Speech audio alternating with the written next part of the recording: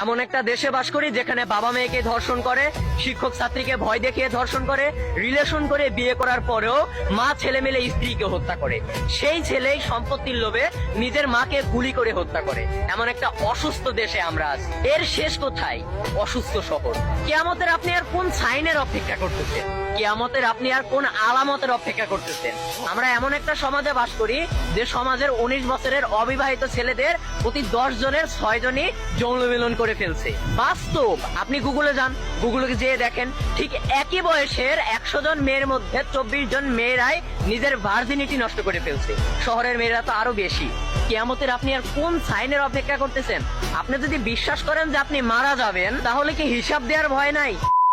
ওই যে মানুষ বলে না যে কিয়ামতের দিন ইয়ানাপসি, আসলেও দেখেন আপনার কবরে শুধু আপনিই যাবেন, আপনার হিসাব আপনার কাছ থেকেই নেওয়া হবে। হ্যাঁ, যৌবনের উচ্ছলতায় কিছু পাপ হবে, কিন্তু এতে হতাশ হওয়ার কিছু নাই। কিন্তু আল্লাহ তাআলাকে ভুলে যাওয়ার মতো পাপ করবেন না প্লিজ।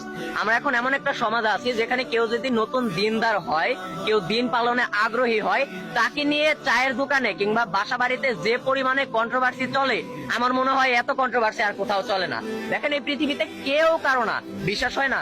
আপনার প্রিয় মানুষদের থেকে 2 দিন, বেশি না 2 দিন আপনি আলাদা হয়ে যান তো, 2 দিন আপনার প্রিয় মানুষ থেকে আপনি আড়ালে চলে যান, আপনাকে কেউ মনেও করবে না, কেউ পরে জিজ্ঞাসাও করবে না যে 2 দিন কোথায় ছিলি। কিন্তু যেই রবকে আপনি ভুলেই গিয়েছেন, সেই রবকে আপনাকে না খেয়ে রাখছে। আপনি এখনো নামাজ পড়েন না, এখন আপনি দাম্ভিকতায় ঘুরে বেড়াইতেছেন, আপনি নিশ্চিন্তে দুনিয়াতে ঘুরে বেড়াইতেছেন, এখন আপনি জুয়া খেলা বন্ধ করেননি, এখন আপনি গীবত বন্ধ করেননি, এখন আপনি নেশা করা বন্ধ করেননি। আপনি দেখেন না আপনার বয়সী আপনার বন্ধু যে সকালবেলা হেঁটে চলার কথা, সে আপনার কাঁধে গেছে গরুস্থানে।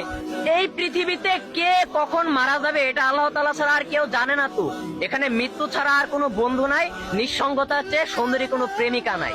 এখন আপনি হয়তো ভাবতেছেন যে যাই হোক, আগামীকাল থেকে নামাজটা শুরু করা লাগবে। শোনেন ভাই, কাল থেকে নামাজ শুরু করবো বলা হাজারো প্রাণ এখন মাটির নিচে। দেহের খবর তো অনেক নিলেন, পারলে আত্মার খবরটা নিয়ে। আসসালামু আলাইকুম।